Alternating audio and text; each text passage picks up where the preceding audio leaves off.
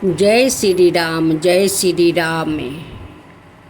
एक बार की बात है, बीना बजाते हुए नारद मुनि भगवान श्री राम के द्वार पर पहुँचे। नारायण नारायण। नारद जी ने देखा कि द्वार पर हनुमान जी पहरा दे रहे हैं। हनुमान जी ने पूछा, नारद मुनि कहाँ जा रहे हो? नारद जी बोले, मैं प्रभु से मिलने आया हूँ। नारद जी ने हनुमान जी से पूछा, प्रभु इस समय क्या कर रहे हैं? हनुमान जी बोले, पता नहीं, पर कुछ वो ही खाते का काम कर रहे हैं।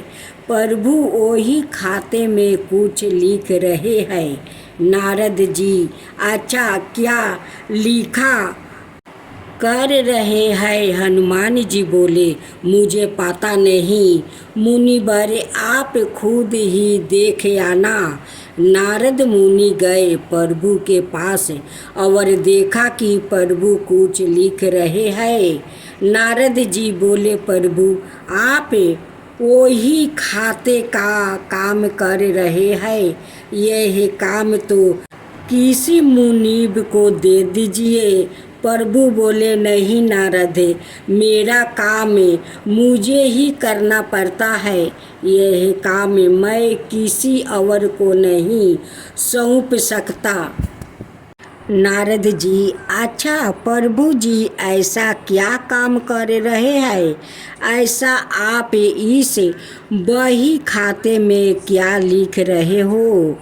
प्रभु बोले, तुम क्या करोगे देख कर जाने दो। नारद जी बोले, नहीं प्रभु, बताइए ऐसा आप इस बही खाते में क्या लिखते हैं? प्रभु बोले, नारद, इस बही खाते में उन भक्तों के नाम है जो मुझे हर पल भजते हैं।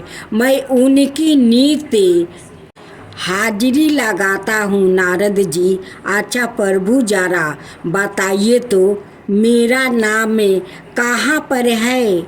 नारद मुनि ने बही खाते को खोल कर देखा तो उनका नाम सबसे ऊपर था। नारद जी को गर्व हो गया कि देखो, मुझे मेरे प्रभु सबसे ज़्यादा भक्त मानते हैं।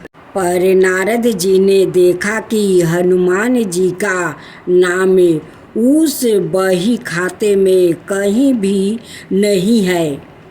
नारद जी सोचने लगे कि हनुमान जी तो प्रभु श्री राम जी के खास भक्त है, फिर उनका नाम इस बही खाते में क्यों नहीं है? क्या प्रभु जी उनको भुला गए हैं? नारद मुनि आए हनुमान जी के पास। बोले, हनुमान, प्रभु के बही खाते में उन सब भक्तों के नाम है जो नित्य प्रभु को भजते हैं, पर आपका नाम उसमें कहीं नहीं है। हनुमान जी ने कहा, मुनिवर, होगा आपने शायद ठीक से नहीं देखा होगा। नारद जी बोले, नहीं नहीं, मैंने ध्यान से देखा, पर आपका नाम कहीं नहीं था। हनुमान जी ने कहा, अच्छा कोई बात नहीं, शायद प्रभु ने मुझे इस लायक नहीं समझा होंगे जो मेरा नाम उस बही खाते में लिखा जाए। पर नारद जी प्रभु के एक अन्याय दया नंदिनी भी रखते हैं, उसमें भी वो नीति कुछ लिखते हैं। नारद जी बोले, अच्छा। हनुमान जी ने कहा, हाँ। नारद मुनि फिर गए प्रभु श्री राम के पास और बोले, प्रभु सुना है कि आप अपनी अलग से दया नंदिनी भी रखते हैं, उसमें आप क्या लिखते हैं? प्रभु श्री राम बोले, हाँ, पर वो तुम्हारे काम की नहीं है। नारद जी, प्रभु बताए, मैं देखना चाहता हूँ कि आप उसमें क्या लिखते हैं। प्रभु जी मुस्कुराए और बोले, मुनिवर, मैं इनमें उन भक्तों के नाम लिखता हूँ जिनको मैं नित्य भजता हूँ। नारद जी ने डायरी खोल कर देखा तो उसमें सबसे ऊपर हनुमान जी का नाम था। यह देखकर नारद जी का अभिमान टूट गया। कहने का मतलब यह है कि जो भगवान को सिर्फ जीभा से भजते हैं उनको प्रभु अपना भक्त बनाते हैं, और जो हृदय से भजते हैं उन्हें भक्तों के वो सवाए भक्त हो जाते हैं। ऐसे भक्तों को प्रभु अपनी हृदय रूपी विशेष सूची में रखते हैं। आज आप सुने दो बहनें और तुलसी की कथा। गणेश भगवान रिद्धि और सिद्धि से दो बहनों को कैसे कथा सुनाते हैं, तो आइए हम लोग कथा सुनते हैं। एक दिन गणेश भगवान अपना दोनों पत्नियां रिद्धि और सिद्धि के साथ ओबरमन कर रहे थे। तभी रिद्धि और सिद्धि को वो दो बहनें पर नज़र पड़ते हैं। तब कहती है कि स्वामी थोड़ा ठहर जाइए। तभी रिद्धि सिद्धि कहती है गणेश जी से कि स्वामी वो दो बहनों को देखिए कैसे तुलसी माता को पूजा कर रही है। रिद्धि और सिद्धि गणेश जी से कहती है, स्वामी ये दोनों बहनें के बारे में कुछ कहानी सुनाइए। गणेश जी कहते हैं कि ठीक है, तुम लोग को ये दोनों बहनें के बारे में कथा सुनाता हूँ। ये दोनों लड़कियों को तुम लोग देख रही हो, ये दोनों लड़की सेठ जी का बेटी है। बड़ी बहन के नाम है सीता और छोटी बहन के नाम है गीता। सीता बहुत श्रद्धालु और पूजा पाठ में श्रद्धा भक्ति रखती है। सीता सुबह उठकर अपना घर आंगन को सारा काम खत्म कर लेती है। स्नान करके तुलसी माता को श्रद्धा भक्ति से पूजा करती है। गीता सोकर उठती है, नहीं हाथ पैर धोती है, नहीं अपना कपड़ा बदलती है, वैसे ही जाकर तुलसी में जल ढाल देती है। कभी कभी तो गीता एक हाथ से कुछ खा रही है और दूसरे हाथ से तुलसी में जल ढाल रही है, क्योंकि गीता का पूजा पाठ में तो मन नहीं था और नहीं वो करना चाहती थी। उनकी पिताजी कहते हैं कि दोनों बहनें मिलकर तुलसी का सेवा करो। गीता अपना पिताजी के दिखावा के लिए करती है या जाकर कहती है कि पिताजी मैं तुलसी का पूजा कर लिया। देखते देखते सेठ जी के दोनों बेटी बड़ी हो जाती है। एक दिन सेठ जी अपना दोनों बेटी के लिए घर बार ढूंढने जाते हैं और ढूंढ कर वो दोनों बेटी को शादी कर देते हैं। दोनों अपना अपना ससुराल चली जाती है। सीता अपना ससुराल में सारे घर को संभाल लेती है, पूजा पाठ करती है, सास ससुर को सेवा करती है, अपना पति को सेवा करती है। लेकिन गीता अपना ससुराल में नहीं सास ससुर के सेवा करती है और नहीं कोई भगवान को ठीक से पूजा करती है। वो करती है तुलसी को तो नहीं स्नान करती है, नहीं कपड़ा बदलती है। वो जैसे रहती है वैसे ही जाकर तुलसी में जल ढाल देती है। एक दिन तुलसी माता गीता का हरकत देख कर गीता का सारा संपत्ति नष्ट कर देती है, क्योंकि गीता ऐसी हरकत कर रही थी। एक हाथ जल देती है तो दूसरे हाथ से वो पाता छीर छीर कर खा लेती है। अपना जूठा हाथ जाकर तुलसी का मंदिर के पास धो लेती है। इसीलिए उनकी सारा धन नष्ट हो जाता है। एक दिन उनकी सास ससुर गीता का हरकत देखकर घर से निकाल देते हैं। कहते हैं कि जब से तू आई है मेरा सारा धन नष्ट हो गया, मेरा धन बिला गया। तू तो कुलच्छनी है, नहीं धर्म से पूजा पाठ करती है और नहीं घर के ठीक से काम करती है। तेरे कारण मेरा सारा धन नष्ट हो गया। तुझे मैं अब एक पल अपना घर में नहीं रखूंगी। तू चला जा, अपना महके चला जा। गीता रोती बिलखती अपना महके आ रही थी। उसी समय उनकी बड़ी बहन सीता और उनकी पति वो भी महके आ रहे थे। सीता अपनी गीता बहन को हालत देखकर बहुत दुखी हो जाती है और पूछती है कि बहन गीता, तुम्हारा क्या हुआ कि तुम्हारा ऐसा हालत हुई है। गीता अपनी बड़ी बहन को कुछ नहीं बताती है। सीता समझ जाती है कि ये तो मैके में थी तो जैसे तैसे माँ तुलसी का मंदिर में जाकर जल देती थी, उसी कारण इनकी ऐसा हालत हुई है। सीता अपनी छोटी बहन गीता को अपना घर ले जाती है, वो महके नहीं जाती है क्योंकि गीता का ये हालत देखकर पिताजी उदास हो जाएंगे। उसलिए सीता अपना घर लेकर चली जाती है।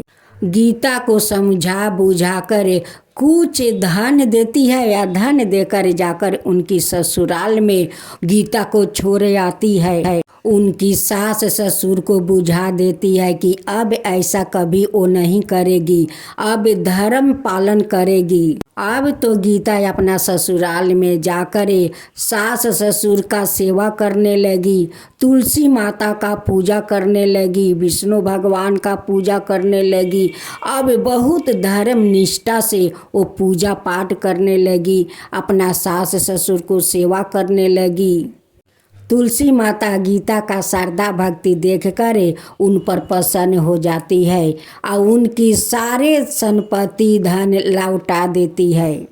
गीता उस समय माँ तुलसी का पूजा कर रही थी। उसी समय माँ तुलसी उन्हें दर्शन देती है। माँ तुलसी गीता से कहती है कि देखो बेटी, कभी भगवान को पूजा करो तो अच्छे से नहा धोआकर स्वच्छ हो जाओ, तब तुलसी माता का पूजा करो। कोई भगवान को पूजा करो तो नहा धोआकर स्वच्छ होकर पूजा करो।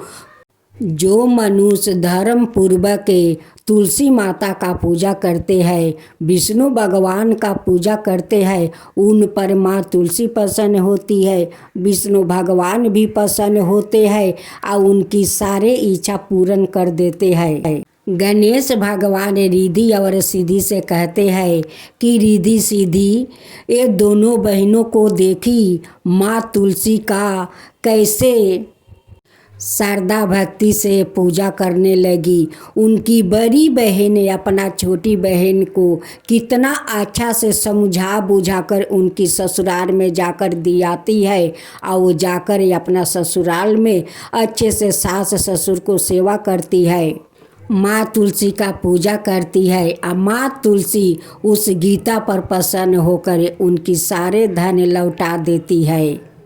यही है माँ तुलसी और दो बहनें की कहानी। एक कहानी को समझी।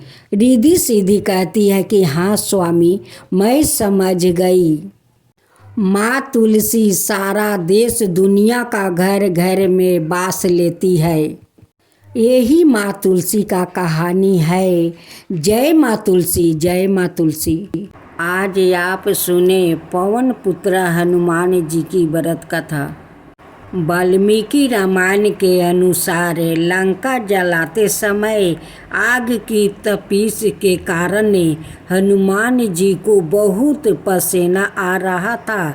इसलिए लंका दहन के बाद जब उन्होंने अपनी पोछ में लगी आग को बुझाने के लिए समुंदर में छलांग लगाई तो उनके शरीर से पसीने की एक बड़ी सी बूंद समुंदर में गिर पड़ी। उस समय एक बड़ी मछली ने भोजन समझ वो बूंद निगल गई। उसके उदर में जाकर वो बूंद एक शरीर में बदल गई। एक दिन पाताल के असुरराज वही रावण के सेवकों ने उस मछली को पकड़ लिया। जब वो उसका पेट चीर रहे थे तो उसमें से बानर की आकृति का एक मनुष्य निकला। वो उसे वही रावण के पास ले गया। वही रावण ने उसे पातालपुरी का रक्षक नियुक्त कर दिया। यही बानर हनुमान पुत्रा मकरध्वज के नाम से प्रसिद्ध हुआ। जब राम रावण से युद्ध हो रहा था तब रावण की आज्ञा अनुसार वही रावण राम लक्ष्मण का अपहरण कर उन्हें पातालपुरी ले गया। उनके अपहरण से वानर सेना भयभीत शोकाकुल हो गई, लेकिन विभीषण ने यह भेद हनुमान के समक्ष प्रकट कर दिया। तब राम लक्ष्मण की सहायता के लिए हनुमान जी पातालपुरी पहुँचे। जब उन्होंने पाताल के द्वार पर एक बानर को देखा तो वो आश्चर्यचकित हो गया। उन्होंने मकरध्वज से उसका परिचय पूछा। मकरध्वज अपना परिचय देते हुए बोला, मैं हनुमान पुत्रा मकरध्वज हूँ और पातालपुरी का द्वारपाल हूँ। मकरध्वज की बात सुनकर हनुमान जी क्रोधित होकर बोले, यह तो तुम क्या कर रहे हो दुष्ट, मैं बाल ब्रह्मचारी हूँ, फिर भला तुम मेरे पुत्रा कैसे हो सकते हो। हनुमान का परिचय बताते ही मकरध्वज उनके चरणों में गिर गया और उन्हें प्रणाम कर अपनी उत्पत्ति की गाथा सुनाई। हनुमान जी ने भी मना लिया कि वो उनका ही पुत्र है, लेकिन यह कहकर कि वो अभी अपने श्री राम और लक्ष्मण को लेने आया है। जैसे ही द्वार की ओर बढ़े वैसे ही मकरध्वज उनका मार्ग रोकते हुए बोला, पिताश्री, यह सत्य है कि मैं आपका पुत्र हूँ, लेकिन अभी मैं अपने स्वामी की सेवा में हूँ, इसलिए आप अंदर नहीं जा सकते। हनुमान ने मकरध्वज को अनेक प्रकार से समझाने का प्रयास किया, किंतु वो द्वार से नहीं हटा। तब दोनों में घोर युद्ध शुरू हो गया। देखते ही देखते हनुमान जी उसे अपनी पूंछ में बांधकर पाताल में प्रवेश कर गया। हनुमान सीधे देवी मंदिर में पहुंचा, जहां वही रावण राम लक्ष्मण की बलि देने वाला था। हनुमान जी को देखकर चामुंडा देवी पाताल लोक से प्रस्थान कर गई। तब हनुमान जी देवी रूप धारण करके वहाँ स्थापित हो गया। कुछ देर के बाद वही रावण वहाँ आया और पूजा अर्चना करके जैसे ही उसने राम लक्ष्मण की बलि देने के लिए तलवार उठाई, वैसे ही भयंकर गर्जना करते हुए हनुमान जी प्रकट हो गए और उसी तलवार से वही रावण का वध कर दिया। उन्होंने राम लक्ष्मण को बंधन से मुक्त किया। तब श्री राम ने पूछा, हनुमान, तुम्हारी पोंछ में यह कौन बंधा है? बिल्कुल तुम्हारे सामान ही लाग रहा है, इसे खोल दो। हनुमान ने मकरध्वज का परिचय देकर उसे बंधन मुक्त कर दिया। मकरध्वज ने श्री राम के समक्ष सिर झुका लिया।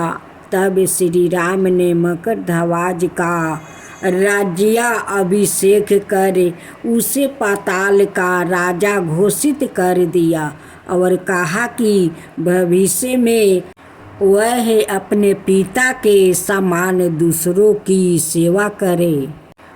यह सुनकर मकरध्वज ने तीनों को प्रणाम किया।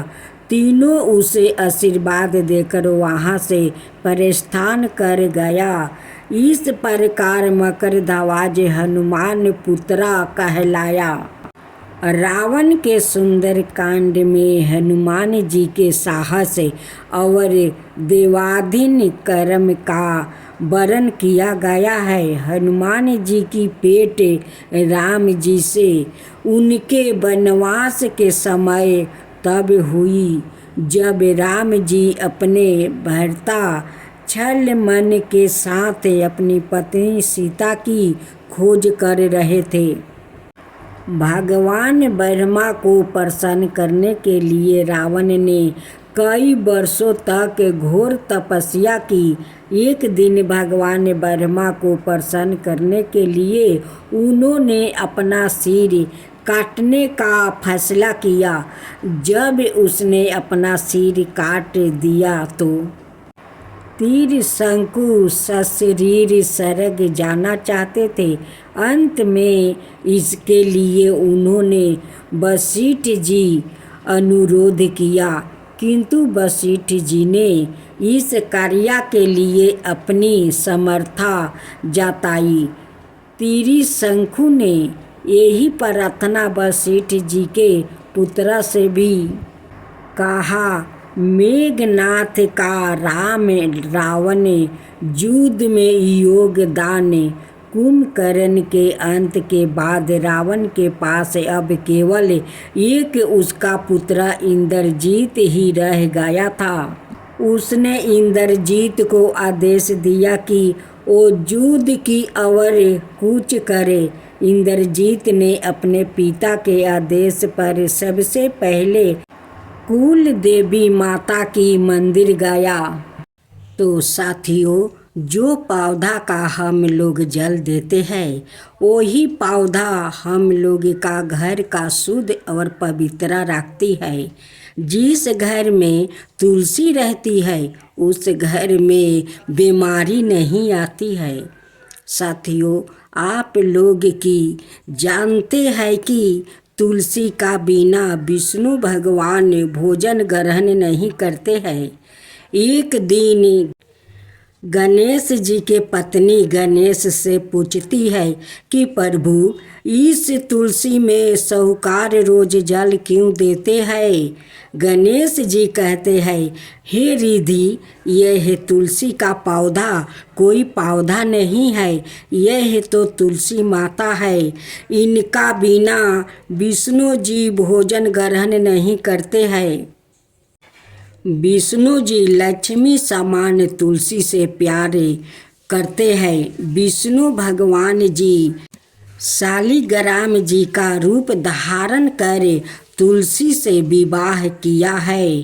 तुलसी विष्णु जी की पत्नी है, इसलिए विष्णु जी तुलसी का बिना पूजा नहीं लेते हैं, नहीं भोजन ग्रहण करते हैं।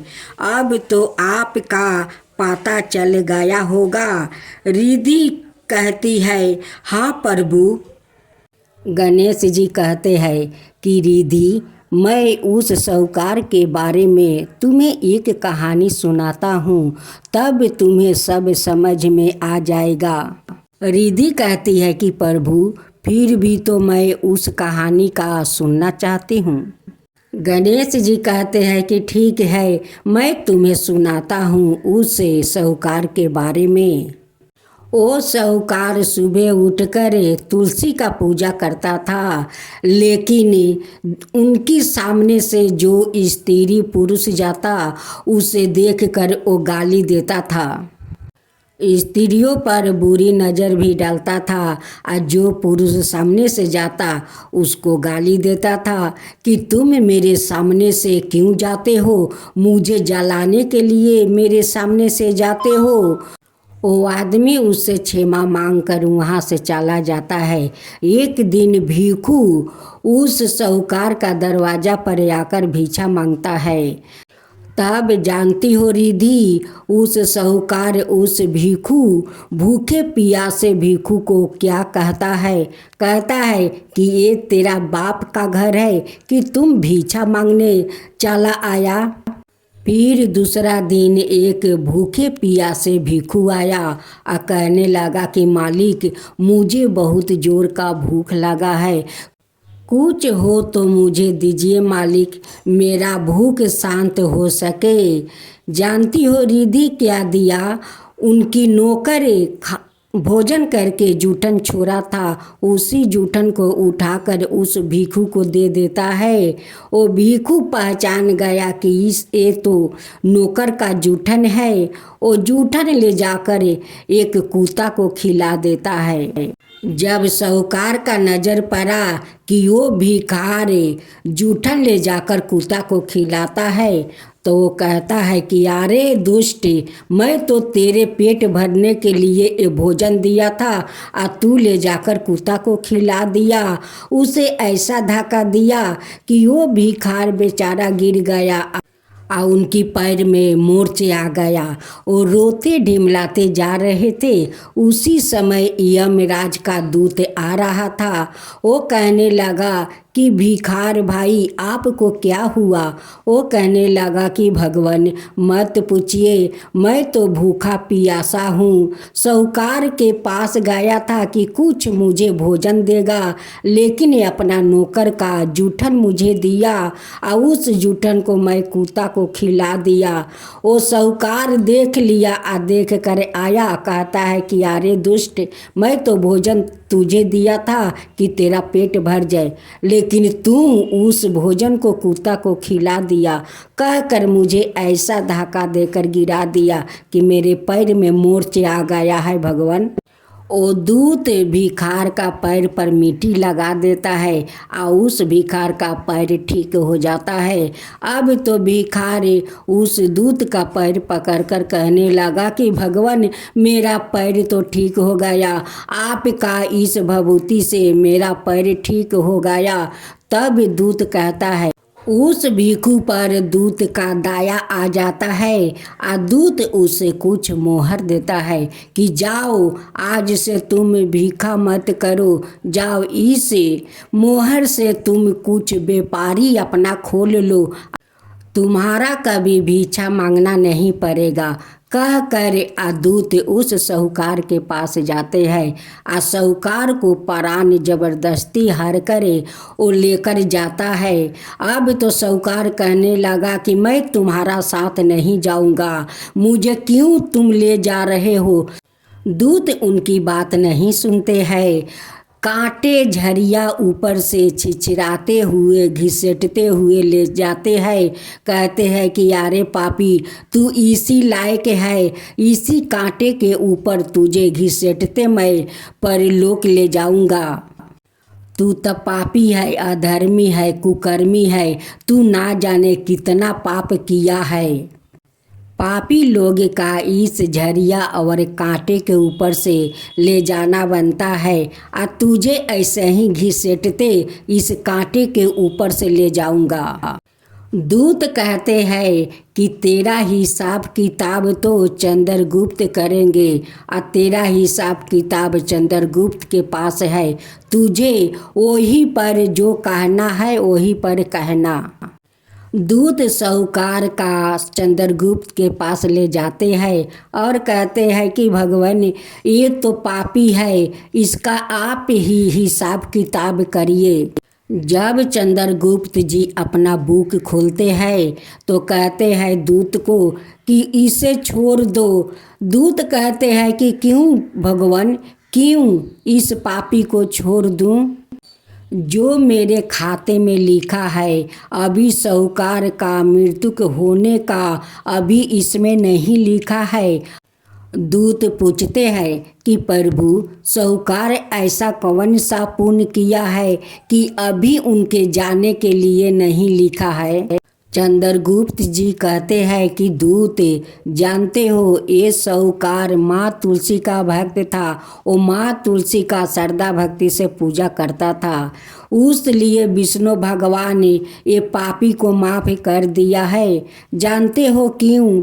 क्योंकि तुलसी माता तो विष्णु भगवान का प्रिय पत्नी है, उनसे बहुत प्यार करते हैं, इसलिए विष्णु भगवान इस पापी को माफ़ कर दिया है। अभी इनका मृत्यु नहीं हो सकता। गणेश जी कहते हैं रिधि, यही है पुण्य साहूकार जी का कि तुलसी माता को वो बहुत सेवा जतन किया था, पूजा पाठ किया था, उसलिए विष्णु भगवान माफ़ कर दिए। जानती हो तुलसी का बिना विष्णु अधूरा है। उनका बिना तो वो भोजन तक नहीं ग्रहण करते हैं, उनका बिना वो पूजा तक नहीं लेते हैं।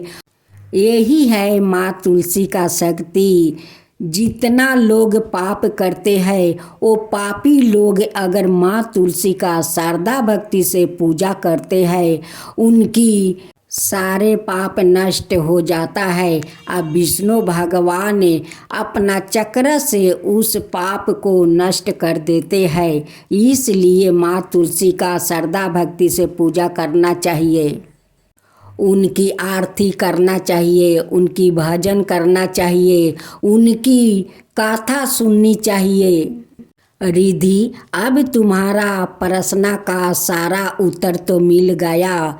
कहती है कि हाँ प्रभु, सारा उत्तर मिल गया। मैं समझ गई कि विष्णु भगवान के लिए माँ तुलसी कितना प्रिय है, उनकी बिना तो विष्णु भगवान अधूरे हैं। सभी मनुष्य को विष्णु भगवान को पूजा करे तो तुलसी दल डाल कर उन्हें भोग लगाए। भक्तजनों, आज आप सुने आषाढ़ मास की द्वादशी व्रत कथा। 12 पुराण के मुताबिक इस तिथि पर तांबे की उत्पत्ति हुई थी। यह धातु भगवान विष्णु की तपस्या करने वाले असुर के मांस से बनी है।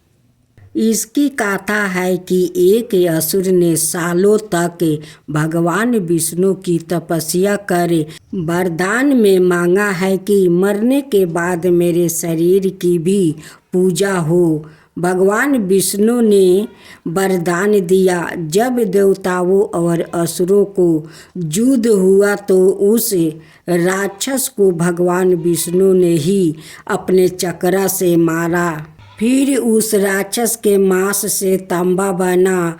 वो राक्षस भगवान का भक्त था, इसलिए भगवान विष्णु को तांबा प्रिय है। आषाढ़ द्वादशी की पूजा और व्रत अग्निष्ट होम के बराबर है। आषाढ़ महीने के कृष्णा पक्ष की द्वादशी तिथि पर गंगा और यमुना सहित किसी भी पवित्र नदी में स्नान करने की परंपरा है। इस तिथि पर मथुरा में यमुना जल में तिल मिलाकर नहाने के बाद भगवान विष्णु की पूजा फिर अन्न और कपड़े के साथ ही तिल का दान करना चाहिए। ऐसे करने से अग्निष्ट होम करने जितना पुण्य मिलता है। आषाढ़ महीने के शुक्ल पक्ष की द्वादशी तिथि पर उपवास रखते हुए पानी में गंगा जल डालकर नहाना चाहिए। इस दिन अन्न दान करने का विशेष महत्व बताया गया है। स्कंद पुराण का कहना है कि ऐसा करने से मिलने वाला पुण्य कभी खत्म नहीं होता है।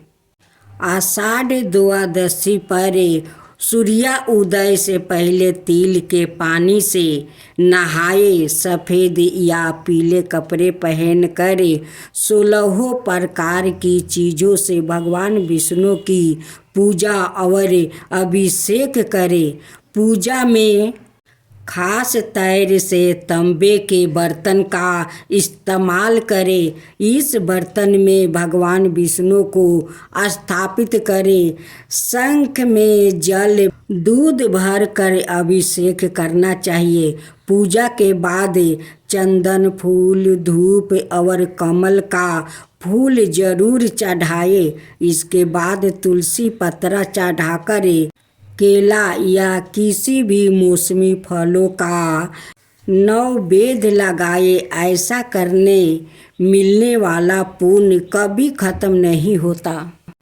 नरसिंह द्वादशी से जुड़ी कथा पुराणों में वर्णन मिलता है कि प्राचीन काल में एक अत्यंत ज्ञानी ऋषि थे जिनका नाम था कश्यप। यद्यपि उनकी कई पत्नियां थीं, लेकिन दीति और अदिति सबसे प्रमुख थी। इस प्रकार अदिति के गर्भ से देवता और दीति के गर्भ से दैत्यों की उत्पत्ति हुई। दीति के 2 पुत्र हुआ, पहला हिरण्याक्ष और दूसरा हिरण्यकश्यप। यह दोनों ही असुरी प्रवृत्ति के थे। भगवान विष्णु ने 12 अवतार में पृथ्वी की रक्षा के लिए हिरण्याक्ष का वध कर दिया था। ऐसे में अपने भाई की मृत्यु से क्रोधित होकर हिरण्यकश्यप ने प्रतिशोध लेने का संकल्प लिया। उसने ब्रह्मा जी की कठोर तपस्या की और उन्होंने प्रसन्न होकर अजर अमर होने का वरदान मांगा। उसने कहा, भगवान मुझे ऐसा वरदान दीजिए कि ना मैं दिन में मरूं, ना रात में, ना पृथ्वी पर मरूं, और ना आकाश में, ना पाताल में, ना देव से मरूं, ना दानव से। इतना सुनकर ब्रह्मा जी ने कहा, तथास्तु हिरण्यकश्यप। यह वरदान पाकर हिरण्यकश्यप ने स्वर्ग पर आक्रमण कर दिया, जिसमें देवता पराजित हो गया। अजय होने के कारण हिरण्यकश्यप तीनों लोकों का स्वामी बन गया और उसे अपनी शक्ति पर इतना अहंकार हो गया कि वो स्वयं को सर्वशक्तिमान समझने लगा। अहंकार में अंधे हो चुके हिरण्यकश्यप का अत्याचार बढ़ने लगा। कुछ समय पश्चात उसकी पत्नी कयाधु ने एक पुत्र को जन्म दिया, जिसका नाम रखा गया प्रहलाद। प्रहलाद का स्वभाव अपने पिता से विपरीत साधु प्रवृत्ति के साथ वो भगवान श्री हरि की भक्ति में बेहद विश्वास रखता था।